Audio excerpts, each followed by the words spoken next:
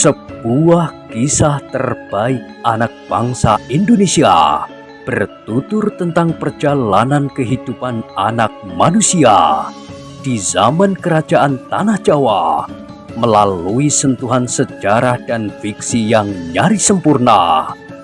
Dengan bangga kami persembahkan satu di antara karya terbaik dari Eza Mintarja yang berjudul Kisah Jejak di Balik Kabut.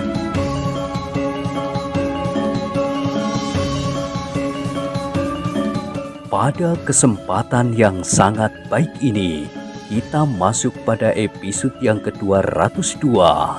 Selamat menikmati.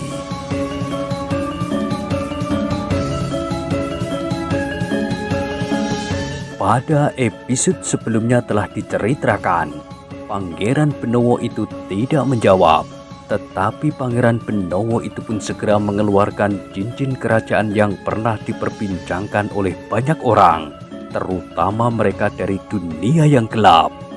Sambil mengenakan cincin itu, Pangeran Benowo pun berkata, "Nah, kau kenal cincin ini? Atau setidak-tidaknya kau pernah mendengar orang menyebut cincin kerajaan ini?"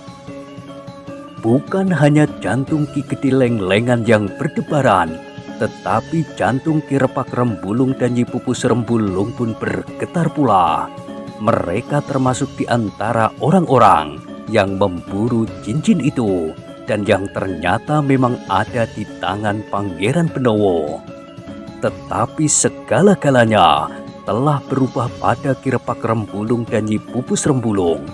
Cincin itu bagi mereka tidak lagi menjadi benda yang harus diburu lagi, tetapi rasa-rasanya cincin itu memang pantas dikenakan di jari-jari Pangeran Benowo.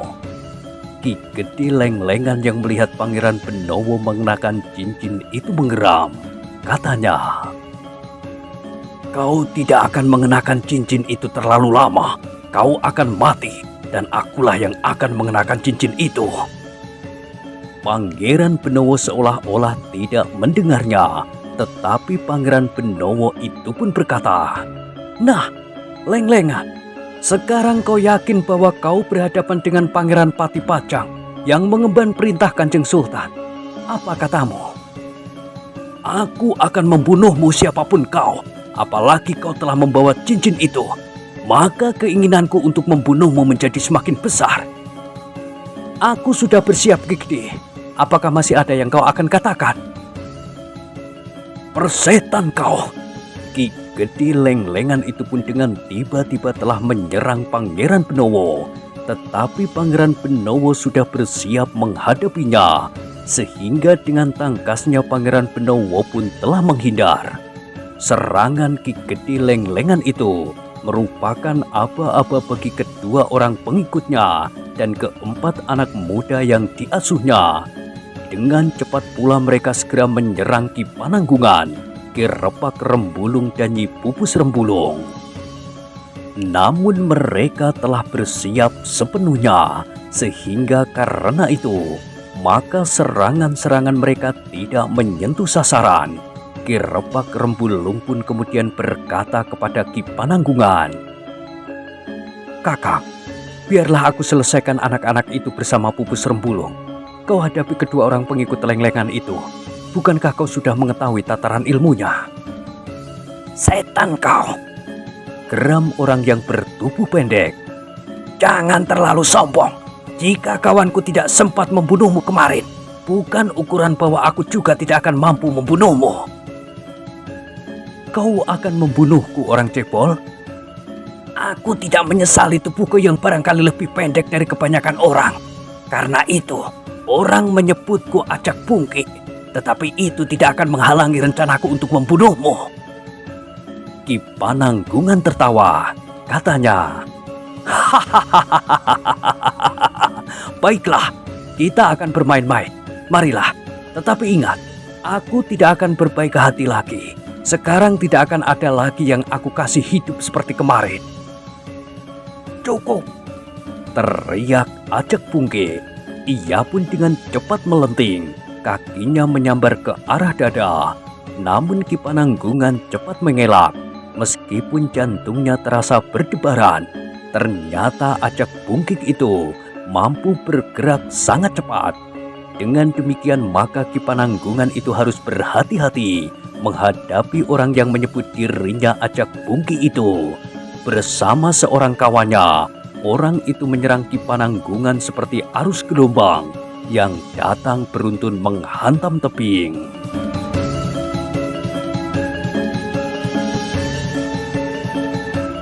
Ki Pananggungan pun kemudian berloncatan mengambil jarak dari Ki Repak Rembulung dan Nyi Pupus Rembulung. Ki Pananggungan pun telah menjauhi pula arena pertempuran antara Pangeran Benowo melawan Ki Gede Lenglengan. "Jangan lari!" teriak acak bungkik. Ki Pananggungan tertawa. Katanya, "Kau kira aku akan lari? Kau sedang mencari kesempatan. Jika kami lengah, maka kau akan segera melarikan diri." "Jika aku hanya ingin melarikan diri, maka aku tidak akan memasuki halaman rumah Repak Rembulung." "Persetan dengan celotehmu, sebentar lagi kau akan mati." Sebenarnya lah bahwa orang yang disebut acak bungkik itu mempunyai kelebihan dari kawan-kawannya yang telah mencegat dan berusaha membunuh Ki Pananggungan. Ia mampu bergerak sangat cepat, tubuhnya seakan-akan tidak berbobot, berloncatan berputaran, kedua kakinya seakan-akan tidak menyentuh tanah. Namun Ki Pananggungan adalah seorang yang memiliki ilmu yang mapan. Karena itu, maka pertahanannya tidak mudah digoyak oleh serangan-serangan acak bungkik dan kawannya, yang kemudian dikepung oleh 4 orang anak muda adalah Repak Rembulung dan Pupus Rembulung.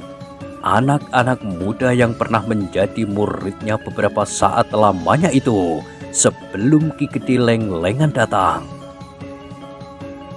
"Kalian benar-benar akan melawan kami berdua?"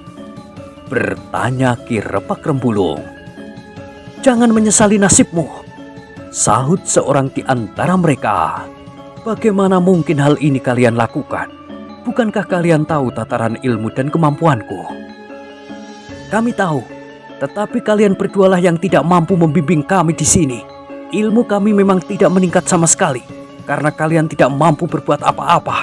Tetapi demikian guru datang, maka kami telah menjadi orang yang memiliki ilmu lebih tinggi dari kalian berdua." Nyi Pupus Rembulung tertawa sambil berkata, "Kami kagumi cara Ki Gede Lenglengan menusukkan racun ke dalam jantungmu. Kalian telah menjadi orang yang kehilangan pribadi kalian sepenuhnya. Lihat, betapa Lajer Laksito harus bertempur melawan kakaknya sendiri.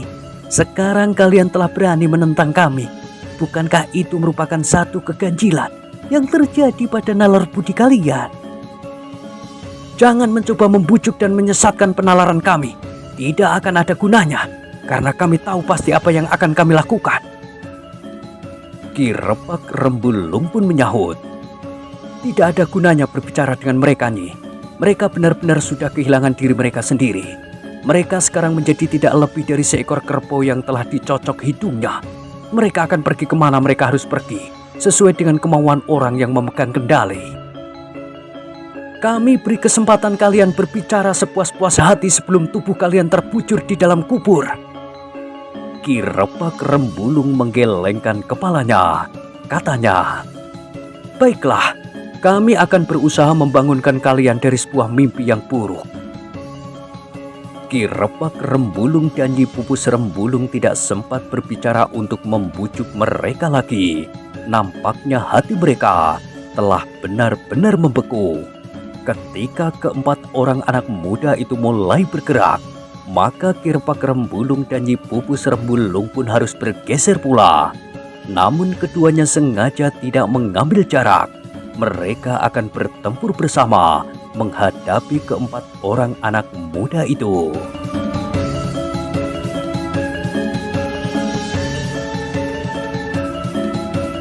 Sebenarnya lah, sejenak kemudian keempat orang anak muda itu telah menyerang Ki Repak Rembulung dan Nyi Pupus Rembulung seperti arus prahara.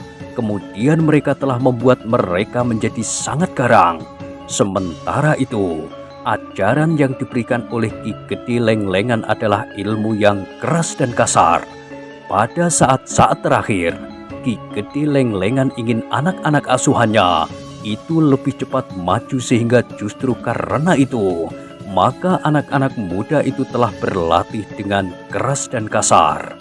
Sebenarnya lah, bahwa rencana Ki Gede Lenglengan pada suatu saat adalah menyingkirkan Ki Repak Rembulung dan Nyi Pupus Rembulung. Namun bagaimanapun juga Ki Repak Rembulung dan Nyi Pupus Rembulung harus mengakui bahwa anak-anak itu mendapat kemajuan yang pesat setelah Ki Gede Lenglengan datang. Namun unsur gerak yang nampak adalah unsur-unsur gerak yang kadang-kadang tidak pantas untuk dilakukan, dan bahkan kasar dan kotor. Meskipun mereka bergerak dalam kesatuan irama, namun iramanya adalah irama yang liar dan bahkan buas. Ki Gede Lenglengan ingin mereka secepatnya dapat dipergunakan, sehingga apapun yang dilakukan tidak pernah mendapat penilaian sama sekali, berkata Ki Repak Rembulung. Iya, rasa-rasanya aku tidak dapat mengenali mereka lagi, sahut Nyi Pupus Rembulung. Jangan menyesali nasibmu yang buruk, berkata salah seorang dari anak muda itu. Jika beberapa saat yang lalu kami masih berguru kepadamu, maka sekarang kami telah mampu membunuhmu. Apakah kau berbicara dari lubuk hatimu, atau sekedar mengigau tanpa kau mengerti artinya? Pertanyaan itu memang agak mengejutkan. Anak muda itu diam sesaat, namun kawannya lah yang menyahut. Kalian berdua memang tidak mempunyai arti apa-apa bagi kami. Karena itu kalian berdua harus disingkirkan, agar kalian tidak mengganggu kami yang akan tinggal di sini untuk seterusnya.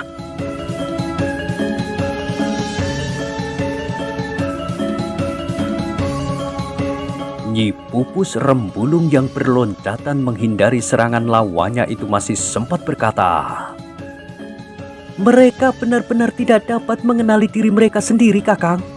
Jiwa mereka telah berada di bawah pengaruh Ki Gede Lenglengan. Jika Ki Gede Lenglengan itu nanti mati, baru mereka akan dapat disadarkan dari mimpi mereka yang gila itu. Tidak akan dapat secepat itu, Nyi. Tentu memerlukan waktu. Iya, tentu memerlukan waktu. Dalam pada itu keempat orang anak muda itu menyerang Ki Repak Rembulung dan Nyi Pupus Rembulung dengan kasarnya. Serangan mereka datang beruntun susul menyusul. Namun kadang-kadang serangan mereka pun datang serentak bersama dari segala arah.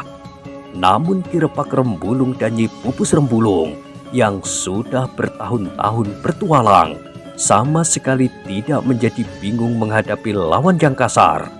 Bahkan Ki Repak Rembulung dan Nyi Pupus Rembulung mampu pula bertempur dengan kasar dan bahkan liar.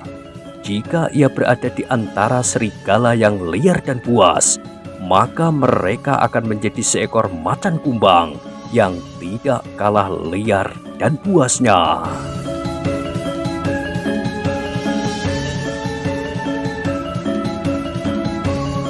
Tetapi melawan anak-anak muda yang liar itu, Ki Repak Rembulung dan Nyi Pupus Rembulung masih mencoba mengendalikan diri agar mereka tetap menunjukkan kebesaran seorang guru dalam olah kanuragan.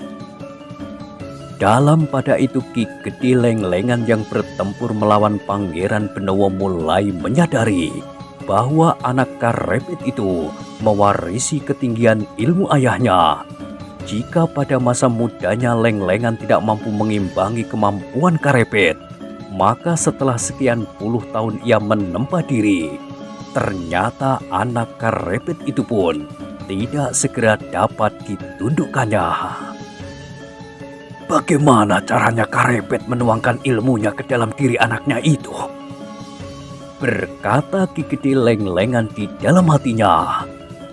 Anak ini mempunyai kemampuan jauh lebih tinggi dari saat Karepet seumur dengan Benowo ini. Dengan demikian, Maka Ki Gede Lenglengan itu pun harus meningkatkan ilmunya selapis demi selapis. Namun Pangeran Benowo pun telah melakukannya juga. Ilmunya meningkat selapis demi selapis. Sehingga dengan demikian, maka Pangeran Benowo itu selalu dapat mengimbangi ilmu Ki Gede Lenglengan. Bahkan semakin tinggi ilmu Ki Gede Lenglengan, Pangeran Benowo masih tetap mampu mengimbanginya. Agak terpisah, Paksi Pamekasan masih bertempur melawan adik laki-lakinya. Adik laki-laki yang sangat dikasihinya, sebagaimana adik perempuan dan ibunya. Namun yang kemudian telah tersesat ke sebuah padepokan yang dipimpin oleh Ki Gede Lenglengan itu. Di luar lingkaran pertempuran, Kemuning berdiri dengan tegangnya ketika Nyi Permati mendekatinya dan menarik lengannya. Kemuning tetap tidak beranjak dari tempatnya. "Kemuning," desis Nyi Permati. Tetapi Kemuning masih tetap berdiri dengan tegangnya. Di hadapannya, dua orang anak muda kakak beradik bertempur di antara hidup dan mati. Dua orang yang mempunyai sentuhan khusus di hatinya. Bagi Kemuning, pertempuran di antara keduanya itu bagaikan terjadi dalam dirinya. Meskipun agaknya Paksi Pamekasan tidak menghiraukannya lagi setelah sekian lama berpisah, tetapi bekasnya masih tetap terpahat di hati Kemuning. Sedangkan adiknya, Lajer Laksito, adalah anak muda yang telah memberi isi dalam hidupnya yang sepi di tempat yang terpencil itu. Namun Kemuning yang serba sedikit juga memiliki bekal olah kanuragan itu melihat betapa jauh berbeda watak dan sifat ilmu yang dimiliki oleh Paksi Pamekasan dan adiknya Lajer Laksito itu. Perlahan-lahan Kemuning melihat unsur-unsur gerak Lajer Laksito menjadi semakin keras dan kasar. Sementara itu, Paksi Pamekasan tetap pada dasar ilmunya yang meskipun keras, tetapi tidak menunjukkan kekasarannya. Pedang Lajer Laksito pun terayun-ayun mengerikan. Sekali-sekali pantulan cahaya matahari menyambar mata Paksi Pamekasan, sehingga Paksi Pamekasan harus bergeser untuk menghindari kilatan pantulan yang menyilaukan itu. Namun putaran tongkat Paksi Pamekasan sekali-sekali membingungkan Lajer Laksito. Setiap kali terjadi benturan, bukan tongkat Paksi Pamekasan yang patah, tetapi tangan Lajer Laksito lah yang bergetar. Tetapi Lajer Laksito tidak tanggap akan kekuatan dan tenaga yang tersimpan pada diri kakaknya itu. Karena itu, maka serangan-serangannya pun datang semakin cepat, semakin keras dan kasar. "Inikah yang kau warisi dari Ki Gede Lenglengan itu, Lajer Laksito?" bertanya Paksi Pamekasan. Lajer Laksito menggeram. Dengan kasar ia pun membentak, "Aku bunuh kau pengkhianat." "Siapa yang berkhianat? Berkhianat terhadap siapa?" "Kau telah berkhianat terhadap ayahku yang memeliharamu, memberimu makan, minum, pakaian, dan tempat tinggal." "Jika ayahmu tidak berkhianat terhadap Pajang, maka aku pun tidak bermimpi untuk mengkhianatinya. Bagiku lebih baik berkhianat terhadap seorang pengkhianat daripada berkhianat terhadap negara." "Tutup mulutmu, anak haram. Meskipun kau sebut aku anak haram, tetapi aku masih mempunyai harga diri serta kesetiaan kepada Pajang. Nah, apa yang dilakukan oleh ayahmu? Membiarkan dirinya diperbudak oleh Haryo Wisoko, seorang pemberontak. Lebih dari itu, ia telah menyeret anaknya dan menyerahkannya kepada seseorang seperti Ki Gede Lenglengan itu. Seorang yang keras, kasar, liar dan bodoh, yang diketahuinya tidak lebih dari merampok, membunuh orang yang tidak berdaya, bahkan kemudian telah bekerja bersama dengan para pengkhianat termasuk ayahmu. Diam, diam, aku koyakkan mulutmu." Tetapi demikian mulut Lajer Laksito itu terkatup. Tongkat Paksi Pamekasan telah menembus pertahanannya, menyusup lewat celah-celah ayunan pedang Lajer Laksito itu, mengenai lambungnya. Lacer Laksito menyeringai menahan sakit. Anak muda itu terdorong beberapa langkah surut. Kemarahannya pun semakin menyala di dadanya.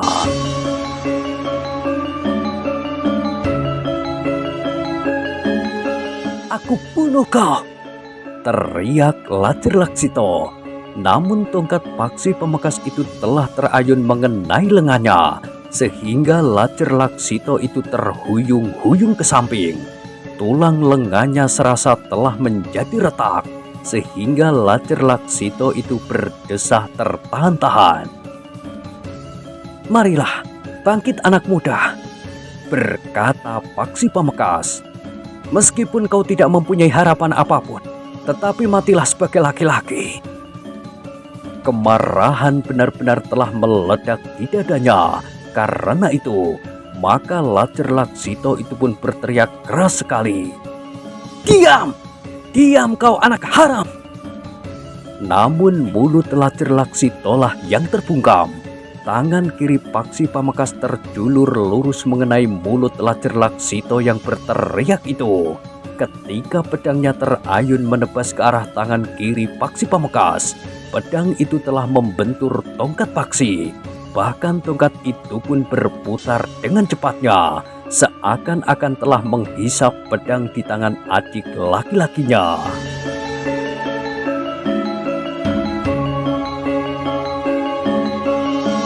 Lacer Laksito ternyata tidak mampu menahan hisapan tongkat Paksi Pamekasan, sehingga karena itu maka pedangnya pun telah terloncat dari tangannya.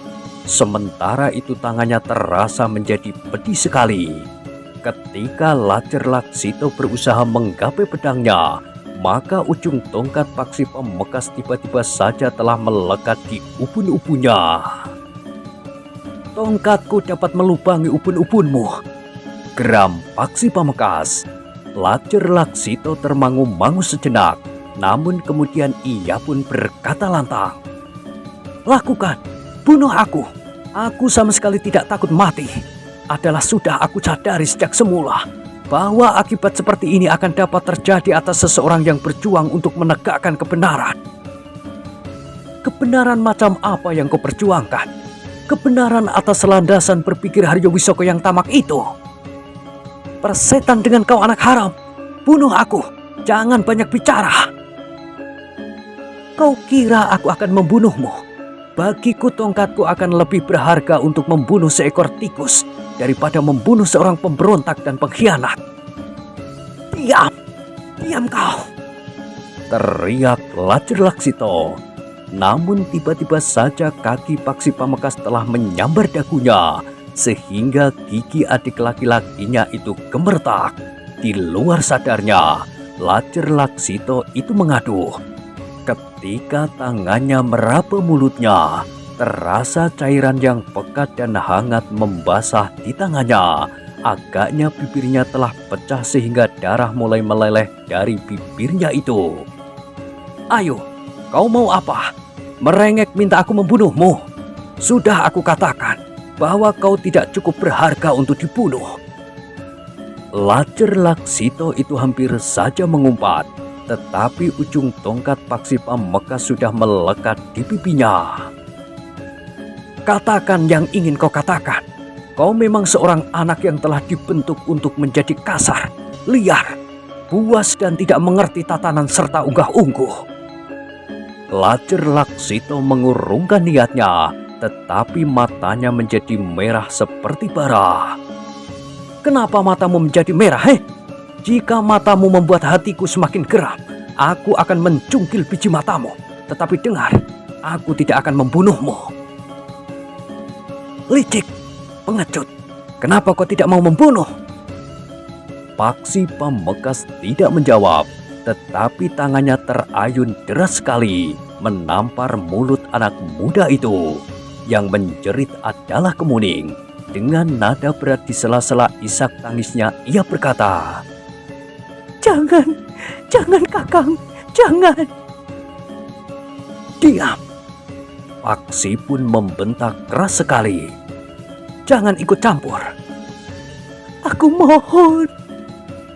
Persoalanku dengan pengkhianat ini tidak ada hubungannya dengan kau. Menyingkirlah jika kau tidak sampai hati melihat aku menghancurkan anak pengkhianat ini. Kaulah yang tidak tahu diri, teriak Lacer Laksito. Dengar anak manja, pada umurku yang belum genap 17 tahun, aku sudah mendapat perintah untuk mencari cincin kerajaan di dalam pelukar. Kehidupan yang penuh dengan duri. Untunglah ada orang yang menolongku. Untunglah bahwa Ki Pananggungan baik kepadaku. Untunglah bahwa Ki Repak Rembulung dan Nyi Pupus Rembulung tidak membantaiku. Di semak olah kanuragan itu terdapat kelompok-kelompok dari beberapa perguruan yang ganasnya melampaui orang yang kau sembah dan bernama Lenglengan itu. Cukup! Teriak Lacer Laksito. Tetapi sekali lagi Paksi menampar mulut itu keras sekali, sehingga Lacer Laksito terhuyung-huyung. Kau tidak dapat memerintah aku untuk diam. Jika kau tidak mau mendengar, aku potong telingamu dengan pedangmu sendiri. Kakang Paksi, jangan Kakang. Tangis Kemuning. Jangan turut campur. Aku mohon Kakang. Jika aku tahu kau akan menghambat tugasku kali ini, aku tidak akan melepaskanmu dari tangan Bahu Langlang. Biarlah kau menjadi mangsanya, dan untuk selamanya kau tidak akan dapat menikmati cerahnya sinar matahari. Kakang. Tiba-tiba saja Kemuning berlari mendekap Nyi Permati sambil menangis. Ia tidak mengerti kenapa Paksi tiba-tiba telah berubah. Paksi Pamekasan yang dilihatnya itu rasa-rasanya bukan Paksi yang pernah dikenalnya. Bibinya seakan-akan dapat membaca perasaan gadis itu. Karena itu sambil memeluk Kemuning yang menangis, Nyi Permati pun berkata, Angger Paksi mencoba untuk bersabar, tetapi adiknya telah merendahkannya, menghinanya dan menghempaskan martabatnya di bawah telapak kakinya. Sehingga batas kesabaran Angger Paksi pun telah dilanggarnya. Ledakan itu menjadi sulit untuk dikendalikan. Betapapun Angger Paksi adalah seorang yang terbiasa mengekang diri. Ketika Paksi Pamekasan sedang berpaling kepada Kemuning, maka Lacer Laksito berusaha untuk memanfaatkan kelemahan itu. Dengan cepat Lacer Laksito meloncat menyerang Paksi Pamekasan dengan tangan terjulur. Jari-jarinya mengembang untuk mencekam leher. Namun ternyata Paksi Pamekasan menyadari akan serangan itu. Dengan tangkasnya ia mengelak. Demikian tangan Lacer Laksito terjulur. Maka Paksi pun segera merendahkan dirinya. Tongkatnya dengan derasnya menyapu kaki Lacer Laksito. Sehingga anak muda itu pun jatuh tertelungkup. Ketika Lacer Laksito berusaha dengan cepat bangkit, maka tongkat Paksi telah memukul lambungnya.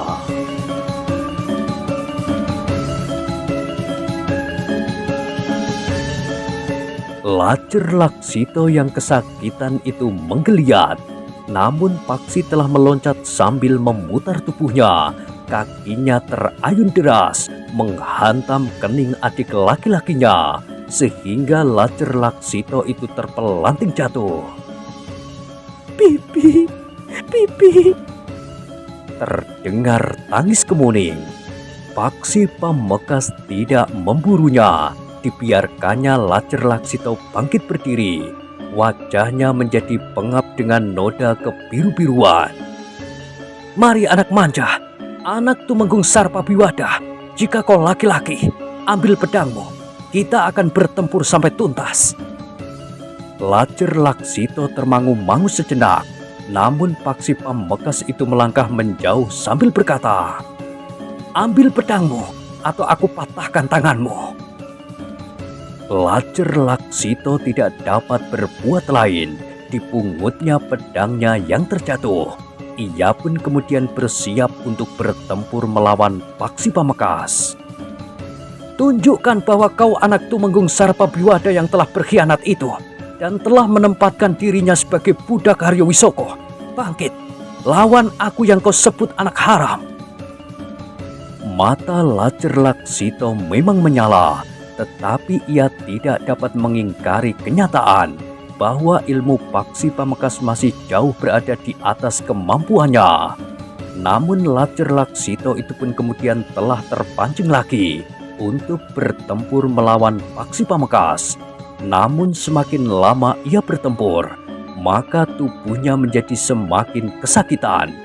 Paksi memukulinya di mana saja, lengannya, bahunya, lambungnya, pahanya, dadanya, dan di mana-mana. Dalam pada itu ternyata Ki Repak Rembulung dan Nyi Pupus Rembulung telah berusaha membuat keempat anak muda yang pernah berguru kepadanya itu menjadi jera. Ki Repak Rembulung dan Nyi Pupus Rembulung tidak segera menundukkan keempat orang anak muda itu, tetapi perlahan-lahan keempat anak muda itu dipaksa untuk mengakui betapa lemahnya mereka di hadapan Ki Repak Rembulung dan Nyi Pupus Rembulung.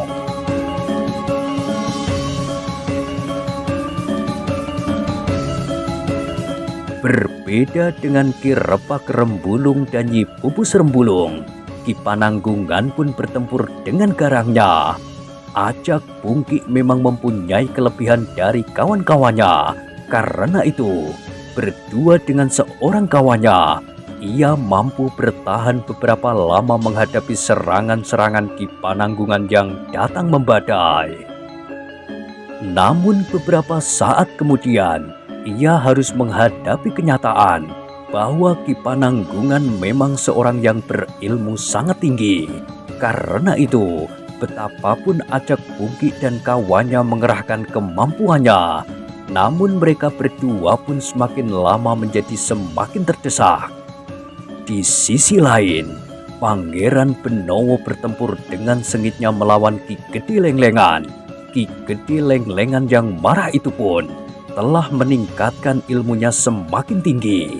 Ia ingin segera menghancurkan lawannya, apalagi ketika ia melihat lawannya itu mengenakan cincin yang telah diburu oleh banyak orang. Tetapi ternyata Pangeran Benowo masih saja tetap mampu mengimbangi ilmunya. Sekali-sekali Ki Gede Lenglengan memang mampu mendesak Pangeran Benowo. Namun yang terjadi kemudian adalah sebaliknya. Ki Gede Lenglengan harus berloncatan surut mengambil jarak.